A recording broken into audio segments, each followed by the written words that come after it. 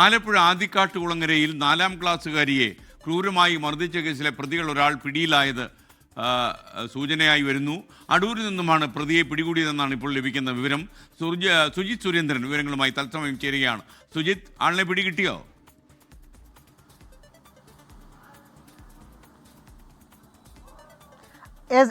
ഇപ്പോൾ പ്രതികളിൽ ഒരാൾ പിടിയിലായിരിക്കുന്നു എന്നായിരുന്നു നമുക്ക് ലഭിച്ചിരുന്ന വിവരമെങ്കിൽ ഇപ്പോൾ നമുക്ക് ലഭിക്കുന്ന വിവരം അനുസരിച്ച് 2 പേരെയും പിടികൂടിയിരിക്കുന്നു എന്നാണ് മനസ്സിലാക്കാൻ സാധിക്കുന്നത്.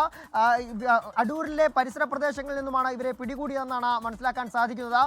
5 സ്ക്വാഡുകളായി തിരിഞ്ഞാണ് പോലീസ് അന്വേഷണം നടത്തിയിരുന്നത്. ഡിവൈഎസ്പി ബിനുകുമാറിന്റെ നേതൃത്വത്തിലുള്ള 5 സ്ക്വാഡുകളാണ് അന്വേഷണം നടത്തിയത്. ആദ്യം ആലപ്പുഴ SP-യുടെ നേതൃത്വത്തിൽ ഒരു സംഘത്തെയായിരുന്നു രൂപീകരിച്ചിരുന്നത്. എന്നാൽ ഇന്ന് ഉച്ചയോടുകൂടിയാണ് 5 പേരടങ്ങുന്ന വിപുലമായ 5-അംഗ സംഘത്തെ തീരുമാനിച്ചിരുന്നത്.